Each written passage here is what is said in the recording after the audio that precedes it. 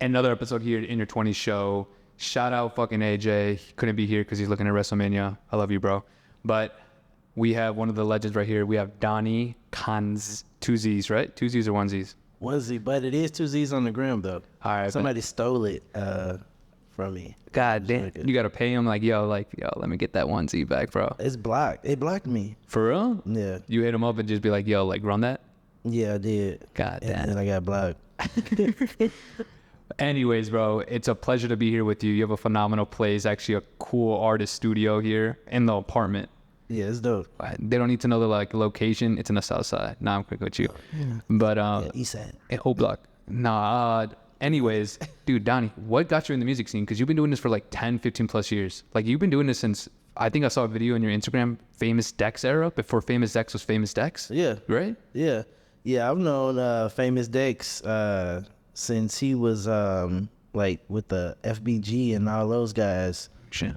Like he was always like a dude that liked to dance and stuff like that. I guess he figured it out, like from the Houston drip with the Houston sauce and all that. You know, I get the drip from my walk, so Get the drip from my walk. yeah. So that was always like a wave in itself in Chicago. It's just you know, it was mostly a lot of drill during that time. But me and Dex definitely connected on a good hit record. And it did well during that time as well. I made a lot of connections from it, got a lot of publicity from it. He's always been a genuine dude, so shout out to Dex. Wait, so you actually collaborated with Famous Dex? Yeah. Shoot. Collaborated with him. We did a whole record, shot a music video as well. Oh, wow. So it is on YouTube. It's on other platforms. I think it should be over, I don't know, Spotify. Probably over a couple 100,000 streams, maybe 200, 300,000 streams on there. So you guys were boys already before like anything had popped off, right? Yeah, genuine. He's a genuine dude. Jeez. Not fake. He's always kept it real. So I got that. I had a few other clips that I'll probably be dropping on my YouTube. Shout out to YouTube Shorts. It's pretty active right now.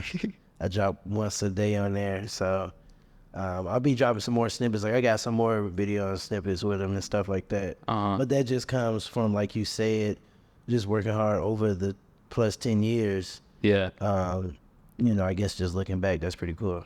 You know, that's the thing that's interesting because 10 plus years ago, like back in 2010, 2012, was a different social media scene, bro. Yeah. Like just going viral was, I think, easier, right? Do you think it was easier or harder back then?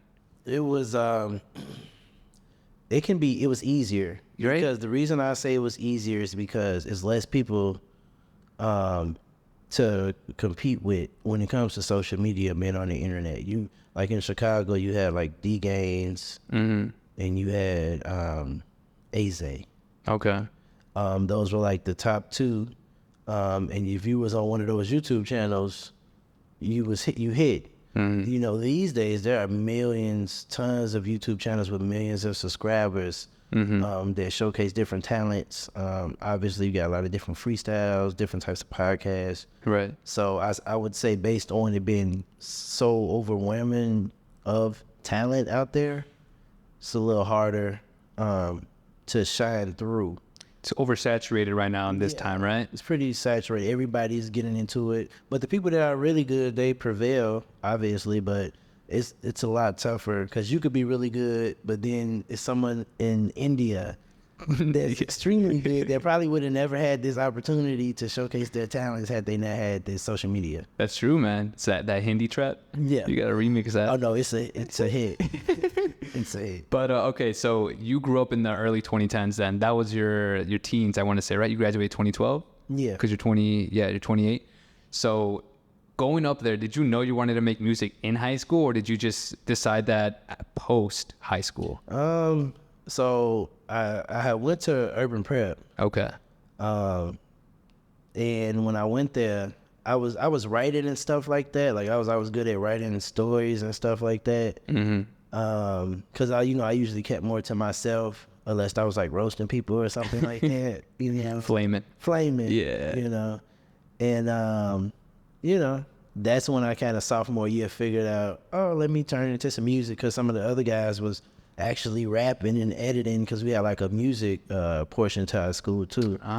So that's actually where Mike P, you know, Juice World, DJ, my boy, we was in the same classroom. We went to school together. So shoot, Taylor Bennett went there. A lot of people went to Urban Prep. That's doing pretty well in the music scene. So those type of people got me into doing it, or just putting it to a beat, actually. So yeah. You just telling me this was new to me, new news, but it's just crazy how you can grow up with someone, you don't know where life is going to take them, and then you end up putting each other on or collabing, and you guys just make millions of dollars. You know what I mean? Like, you see all these other people coming up together, and you hear their backstory and saying, oh yeah, I went to high school with him. I grew up with this kid. I knew this guys. And then it's just like years later, you don't know who you're going to become, right? Yeah. It's just nuts. That's a fact. When I first started, I will say a lot of people did not like my voice. Really? Yeah. Okay. I think around the time when it was this group called Funk Volume with like Hobson and all of them. Okay. And they like real lyrical spitters. Okay. And my voice sounded similar to his, so eventually my voice became cool. And then Kendrick Lamar came out. And then my voice became acceptable and really good, because the bars and flows was always there. But I think during that time when I first started, people only really had like Q-Tip. Okay. Because his voice was similar to mine as well. So it definitely started off rocky, but I kept it consistent and took anything, you know, as far as criticism as a way to make myself better as a writer. Because at the end of the day, I'm a writer. So if I can write it, you know, and make something that people actually like and enjoy, then it worked out for me in that matter. That's so dope, because like you could have also been a ghostwriter, right? Is that the right term? Ghostwriter? Or like you just write songs and stuff, but you worked on your vocals, right? Yep. So when did you start seeing like success writing, but also vocally in your career? I would say vocally, when I started seeing success, I started playing around more with like Melodyne, different types of keys within the auto-tune. Okay. Grew more confident in my voice as well. And then confidence in my writing grew with the different flows, melodies, the deliveries, just the world of, you know, making people feel particular ways through the language.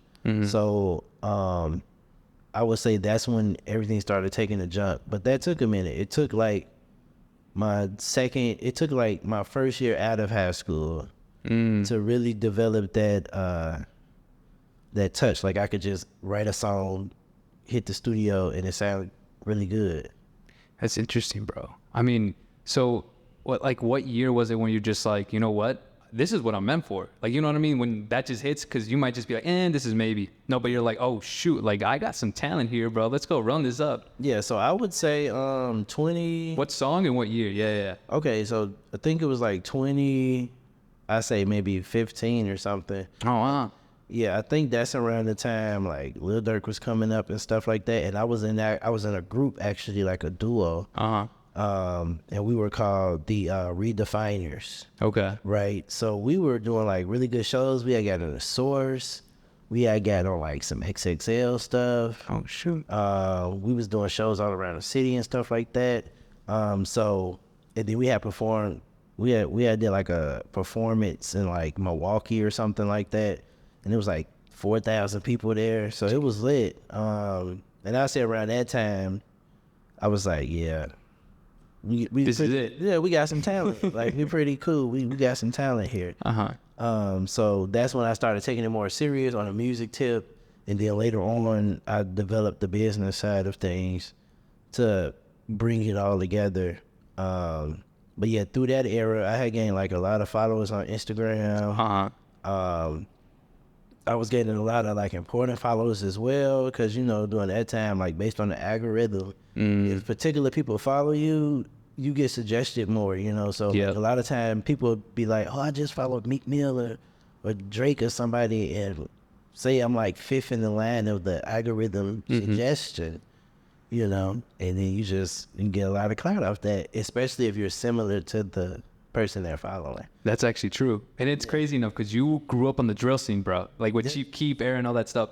That's what I'm just like, was it tough to find your voice or your, what's the right word? Was it tough to find like your niche or your niche? Because the drill scene was just like, it's a drill scene, bro. Chief Keef, who else? Little Reese was out there, Little Durk, all these people. Durk. That's what I'm saying, bro. Like it was a lot of great artists. Competition. Yeah, it was definitely a competition. I would say, for me, no, just because I was like always like my own energy, my own self. So yeah, I'm in the hood playing basketball every day. Where the court could get shot up, you know, like it'll keep you warm, bro. Real talk, it could happen, you know. Yeah. You trying to get buckets, but you gotta, you know, make sure ain't no shots coming the other way. All right, now you done hooping, you gotta go to the corner store and get an Arizona. Yeah. And you don't know, so. It used to be 50 cents, right? 50 cents, right? 50 cents. 2 for $1 honey bun. Bring that back. It used to be lit. So. You know, I just always been the music guy. Like, I always been a creative music guy. So people would come to my house, the whole hood would come to my house, we'd record, because I knew how to mix and engineer a little bit. I think we was using GarageBand or something like that. You know, it was a long time ago. Yeah. Because, you know, that was when drill was like just gritty. Like the editing and the vocal wasn't all that, but it was just the energy we had that made it really hit. I think it was the music videos, right? Yeah. Dude, you guys were lit, bro. Yeah. It was definitely a time, like shout out D Gaines, like he shot one of my videos, so shoot, bro. Yeah. You also said you mentioned Juice WRLD's DJ went to your school too, and you guys went to the same class, right? Yeah, Mike P. Yeah. Have you guys collaborated in something? Yeah, he's when I was doing the Redefiners, he was actually like I hit him up to be my DJ for one of my shows during that time, for a couple of my shows actually, and he did it. So, you know, I've known him for a long time. I always had a good relationship with him. I believe he just got married too, so shout out my boy. Shout you out, Yeah. Man, okay, so like, all right, so 2015 you started seeing some success. What did you do right afterwards too? Because like, you know, when you start getting success, sometimes money doesn't roll in, right? Sometimes. So what did you start doing to like start generating income to start making this a living for yourself? Because this is post high school, you know. Yeah. You know, we're money hungry, bro, in your early 20s, you know. Yeah. So what I did was I've always been like pretty like smart and stuff on social media and stuff. So I used to like manage social media accounts. I used to run like mean promotion pages, charge companies for like promotion and stuff like that, based on algorithm analytics, stuff like that. So I've always been savvy with the computer or like coding, you know, during that time. A lot of people used to code like that because we were like, it went MySpace, then Facebook and all that. Okay. MySpace, everybody knew how to code. So, you know, you can make websites and do all that type of cool stuff. So you did like promos and kind of in a way, right? Promos, websites, all graphic design, stuff like that. I was making good money with it. And then, because my followers have been going up as well with the music too. So I was able to do that, do a few shows here and there, make some money off that. And then I stayed with it. Me and my friends, we all stayed together, so it was lit. So we was able to stack up, you know. Wait, you guys live together? Yeah. Dude, that's dope. That's like a content house or a music house. Yeah, we was able to stack up bread, create music. It was lit. Okay. I didn't even ask you, did you go to college or no? So I had actually went to Columbia Yo. that time, but that's when I met my boy, his name Mentality. Okay. That's when I met him, and we started the group Redefiners. Okay. So, and then like after the first year, I was out of there because I'm like, it ain't make no sense to go to Columbia to learn how to do something I know how to do already. Ah, okay. You know? Yeah. You know, so it was like that type of thing. Now, ultimately, I'm going back to school now. Well, I'm in school now because I'm trying to be a dentist. Like, I'm trying to be like a dentist. Shout out Dr. Rose. Like, he a rapper from Houston. He like a whole dentist and shit like that. You trying to be a dentist, bro? Yeah. I'm in school to be a dentist, actually. I'm like in my 4th year. Bro, you're about to be done. Like, well, how many years? It's like 9 years in total, right? It's 8 in total, actually, but I got like 3 left. Yo, I know who to hit up when I want veneers then, bro. What? That's what I'm going to do. Veneers, right? That's where the money's up. Bro, that's smart, bro. Yeah, it's lit. I want to have my own, like, you know, like I rap and stuff like that, but you know, also I'm showing the community too, like, so you can do all this shit, man. This shit easy. You know, it's really easy. You just got to set your mind, dude. What you want to do. And it, like I tell people all the time, like, it's a lot of hybrids. Yeah. Like, it's not just you you smart at the creatives, or you're smart in the sciences or math. Like, it's kids out here that can edit up some raw ass videos and go get an A in a calculus class or some shit. So it's like everybody is like a hybrid in like the stuff they can do now. That is true, man. So it's normal. Like I say, like, shout out Dr. Rose. Like, he a dentist, rapper, big time, making big money and stuff. He'll do the feature with you and get your grill set up for the video. like it's lit. Like, it's like Johnny Dang and everybody with the chains. Yeah. Like, yeah. You know, like a lot of these other communities got they got they jury and everything they could do, you know. So I put on for the black community, you know, we'll be the dentist doing the veneers and shit, the ice. So Bro, that's dope, bro. So you're already educated, I'm gonna tell you that. But you're gonna get more educated and you're already a successful rapper. So there you go, boom. And also before 30 years old. Amazing. Which was scary. Yeah. Scary, but shout out the minorities, man, because we're Mexican ourselves, man. You know, we got to cross the border sometimes. You know, it is what it is. Hey, we all crossed in a particular way, right? We all had to cross here, so hey, it is what it is. But that's cool. That's cool. Okay, so like post then 2015, 2016, who did you start collaborating with? Like, how did you reach out to these people? You live with your boys, but how did you reach out to collaborations for these features? So, I mean, I really knew everybody because everybody lived on the same side of town in a way. Like, we all was from the south side, I was from the east side. So like I worked with like Katie Got Bands. You know, she had made that song Pop Out. Yeah. You know, King Louis used to be in the area, so I knew him. Features with King Louis or not yet? No features with him, but we do have like write-ins and stuff like that. Dope. Okay. So he cool. Who else? Obviously Dex. Who else was Sasha Go Hard? You know, she had like a cover on the Showtime. Like, her song was like the cover of like that show, The Shine, I think. So just I knew everybody kind of in a way because we all was from the same area, so it was kind of natural. It wasn't really. I didn't have to do really no politics or nothing like that. I could just literally hit them up. You know, so I was being respect with everybody that I was working with, like D-Gaines and everybody, and during that era. Did you ever like connect or collab with Chance the Rapper, Taylor Bennett? I do have a song with Taylor Bennett, yeah. Oh, that's yeah, dope. Dude, we got a music video together, and it did really well. We was like in some office area. Well, I guess we like some execs and shit now, but we was like in like a little news office type of thing. It was lit. It was when I was in the Redefiners era. Dude, okay, so when you guys make music videos, do you guys choose the visuals or how it's gonna be, or like is there a director telling you, like a Cole Bennett, you know, directing you how to do it, or do you guys just come with that vision and be like, yo, I want it like this, like that? Because I've seen your videos and it's dope, so I'm just like, does he think of this or does someone tell him? I'm gonna say in my earlier videos, on a few of my earlier videos, like 2 of them, the director he had went to Columbia. Oh, okay. His name is Ben. His name is Ben Rifkin.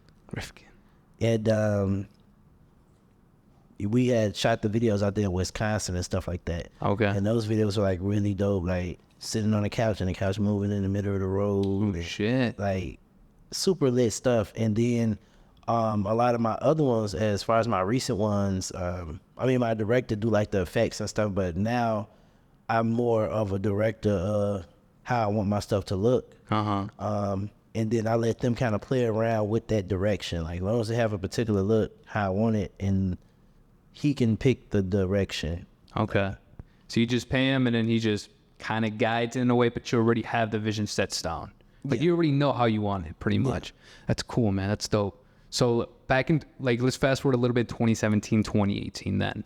Because that's where I feel like hip-hop turned like a shift, bro. Like, Juice WRLD started popping. All these other new artists started popping. Like, you know, the 2016 XXL class started thriving.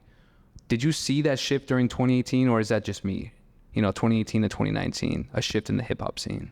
I feel like it was a shift in the hip-hop scene just because around that time, that was like around the time Uzi and everybody was popping off. Like, it was a lot of the older people call it the mumble crowd, I guess, or whatever. So it was like a transcendence of that era. I think that's around the time Lil Pump and all them started. Lil Yachty, all that. Lil Yachty and them. It was lit because the SoundCloud era. Yeah, bro. I missed the SoundCloud era. Yeah. Music during the SoundCloud era was more like it like Spotify. Like you upload your music on Spotify, it's like you professional. You got to put a suit on and a tie. You on SoundCloud, you just got your streetwear, street attire on. Like you just fresh. You can dress how you want to dress, and that's you. That's however it was edited that day. That's how it's gonna drop, and that be going viral. Yeah, Like especially you throw the bass in, and so it was definitely a shift because stuff like SoundCloud started kind of not becoming a thing a little bit. It started going more toward like YouTube and stuff, and then that's when more of the globalization of the hip hop transcended to where everybody was doing drill and different types of drill, and the New York drill scene started kind of coming and growing along. So Chicago was gaining a lot of influence in a short period of time, where we still like keeping toe with like Atlanta and stuff like that. Yeah. And then hindsight now, That's what I saw too. Like after the Chief Keef era died, I want to say in 2016, 2017. Yeah. That's when it died. 2017, that's when it was like, it was that time. But he was the godfather. Chicago's a huge influence, and people forget that, bro. Yeah. Or maybe it's just like, that's maybe just how we see it. But I was going to say, how do you keep up with trends? Like the drill scene came up here in 2012, then the mumble rap scene, like SoundCloud era. Now we're in 2024. Like what's, in your opinion, I'm going to ask you two questions. In your opinion, what phase or era are we entering right now or are in? And then how do you keep up with these trends, or how do you spot them? So I'm going to say, from what I've noticed and what I've seen, and just me working with like the labels, like I work with Preach Records, and we're through Universal. So just me knowing the labels, like drill is not as prominent of an investment that they want to do. Okay. They're more focused on like not the reggae, but the the Ghanaian music, the Islander music, the Latin rap scene, and more alternative rap type of vibes. Hence, you see like the Ice Spices and stuff, like they bringing everything back. Yeah. They trying to rap everything back. So right now, I feel like it's shifting back toward that. It's shifting back to those Britney Spears days. Yeah. A lot of Latin rap I'm seeing too, bro. A lot of corridos, tumbados, peso pluma. Yes. You collab whenever he just hit you up, like, yo, let's run this right now. Any of them I've seen, it's this one dude, damn, what's his name? It's Mexican something. He wear like the hat. Mexican OT? Nah, right? I think it's him. He wear the hat. Yeah. He hit you up? No, I had seen his video and shit. I said I want to work with him because he pretty dope. He's dope. He's from Texas, bro. Yeah. He pretty dope. Funny dude, bro. No, I'm asking you that because I'm just like, I've seen a lot of reggaeton, but a lot of like, for some reason now it's not really reggaeton, but it's more like Mexican, regional Mexican music, like Peso Pluma, all these artists like blowing up. Like, the festival coming up, Sueños? Yes. Like it's gonna be nuts, bro. Like these people are actually like going crazy for this stuff. Oh yeah, this is real. Like they're talented. People are talented out here. That's what I was saying with the social media. Yeah, a lot of people have opportunities, and with hip hop, like you said, around that time in that time frame, it went global where everybody was welcome and everybody was sounding good. Everybody from every race, every culture, they was sounding good. You could argue, like you could bump that and nobody would say anything. That's true. So when am I going to see Donny at Summer Smash or at Lollapalooza? When are we going to expect that? Working on the Lollapalooza, working on the Rolling Louds, and that would be dope. A whole bunch of stuff. Like after we did you guys were there when we did the Reggie's event. The event dope. Shout out to my manager Jay. We got a lot of agents and stuff looking. So yeah. A lot of good stuff in the works. Definitely, dude. And you did that? Yeah. So we actually met during this event at Reggie's that he hosted a Netflix sponsor to as well. Shout out Netflix. Shout them out. But when you start making these events, how do you like organize these projects together? How do you put them together? Who do you message to do this? Well, me and my good friend Big Estate.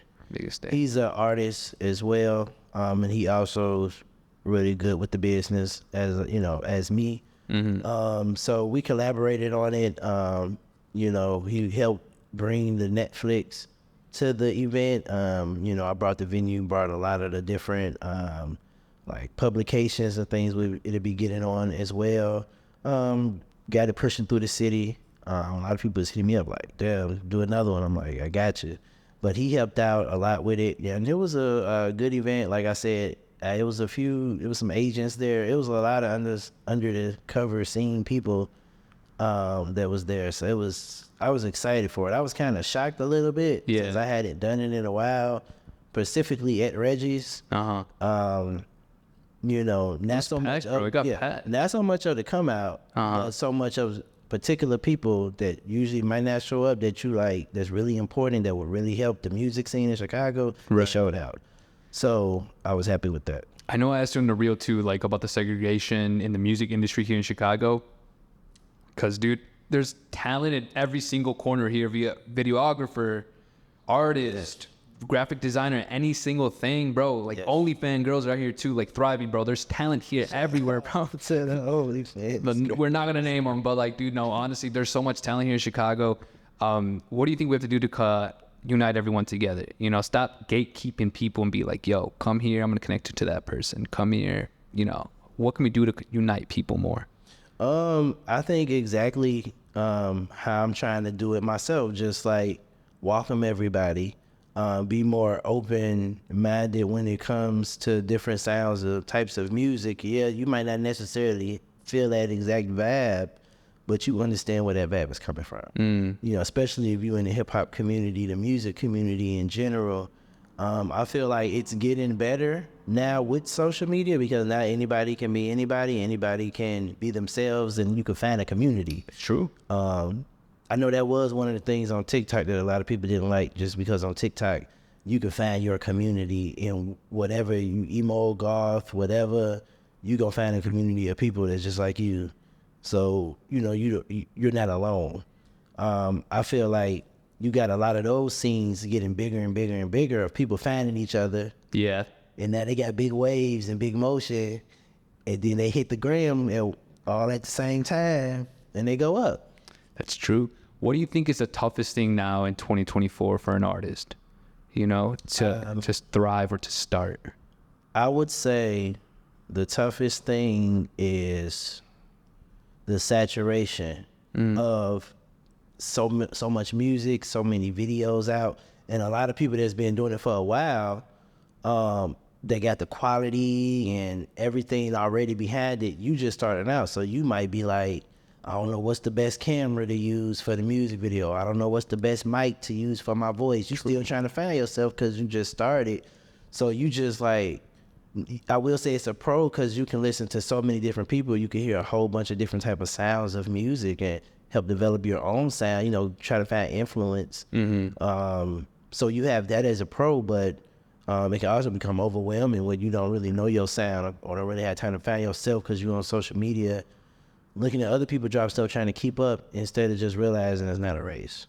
That's true too. And let me ask you this too. So when you get overwhelmed with making music or writing lyrics, how do you cope with it? And what do you tell yourself to be like, yo, stop being a little bitch, keep going at it? I play chess. What? That's shocking. Yeah, my ELO is like, I think the highest ELO I had was 1750. Wow. 1750 on chess.com. Okay. And that's like top, like, I think 90 percentile or something like that.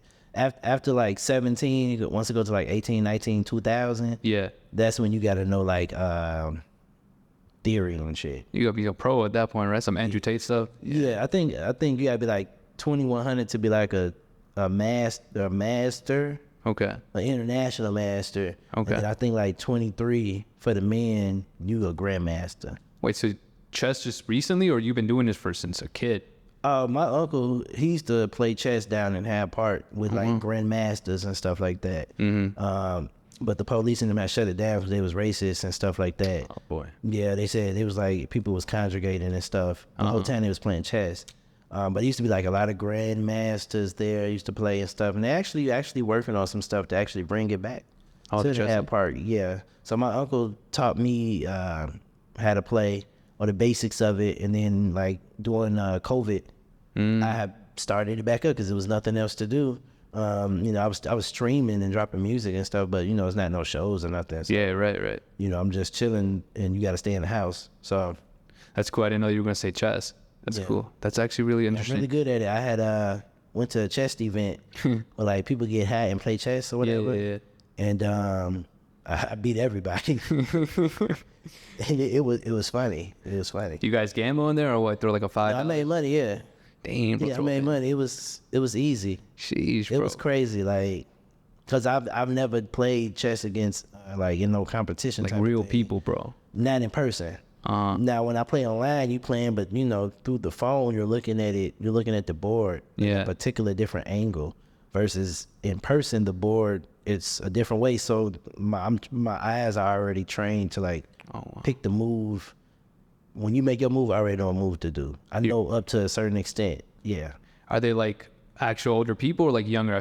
I always hear like it's better when you're younger, right? It's way better when you're younger because you already, by the time you hit high school, you know theory and all that stuff, and you'll be a grandmaster. Like, it's really easy if you got the time and trainers and patience to do it. Like my uncle showed me when I was younger, and then years later, I self-taught it back up, thanks to the YouTube grandmasters, because you got grandmasters on YouTube teaching people for free. So I was just learning techniques, and I became like pretty good. I think for like a black African American person in America, at my elo, I'm like one of the top rappers. I'm definitely like number one. One of the best. Rappers. I don't think no rapper could beat me in chess. That's a challenge, man. So if anyone's hearing you, that's a challenge you got to take, man. J. Cole is here because him and Drake was playing chess in that shooter video. So Donny versus J. Cole, dude, that'd be nuts. That'd be lit. I think J. Cole would play like a chess match with me. For real? Yeah, my manager and them actually know their team. I'm actually gonna let them know. Dude, you should like run this up. Yeah, do a chess J. Cole, like, let's play a chess match, bro. Loser ends her career. There we go. That's a big. Yeah. So I can't because you know J. Cole will end it for sure. For real, man. You're not gonna be playing with no more like 12-year-old linglings no more, bro. Right? No. Nah. No more linglings. Ever, never be a lingling. Never lingling. No more off nons either. Anyways, so going in the music scene and then already thriving, what were the doubts people were saying to you? And then when they saw success, like, did you see people start treating you a little better or differently after you start seeing that success? Yeah, like a lot of people was fake at first, like they didn't believe in my music, my sound, me, obviously. You know, and then as soon as I started doing well, getting more publicity, getting the big feats, getting more like good writings with a lot of artists behind the scenes and stuff like that. You know, dropping my world stars and stuff like that. Like I would like people was hating, yo. Yeah, bro, of course. You know, and then when people tried to show the love, I'm like, it ain't really genuine. I'm still accept it though because you know everybody can change. It's who you are as a person. You know, you're nice. Yeah, it's tough fault, I guess. But, you know, I still believe everybody can change at something. So I figured maybe it is genuine. So thank you. But yeah, it's definitely can come out fake to some people. Yeah. And who was one of the people that you actually looked up to and always told you, hey, you're going to do it. You're going to make it? I mean, I had a supportive family. Obviously my friends as well. You know, everybody, you know, from what I can remember as far as my close friends and family always supported me and stuff like that just because my sound was always different. So my sound was always different. So it was always based on them knowing my sound was different and it actually sounded good. Okay. They knew. And I was always good at writing, so.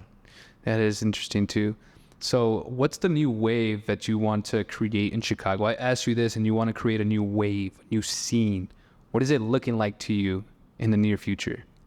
Well, I'm not gonna lie, like, the plans I have, like, we bring in all, like, the turn rap heads, like, it's finna be lit, like, it's finna be mainly Juice WRLD fans in this bad boy, like, it's finna be lit. Playboy Cardi fans, Lil Uzi fans, like, obviously J. Cole and the Kendrick Lamar, the lyrical, you know, it's gonna be lit here. It's not gonna just be, you do music, you gotta be drill, or you gotta fend for your life and all that. Like, that's boring. Yeah. It's finna be like, you got your clique, everybody get their clique, and everybody clique is popping. Like, when you go to Atlanta or LA, like, it's finna be lit. Like, You come together.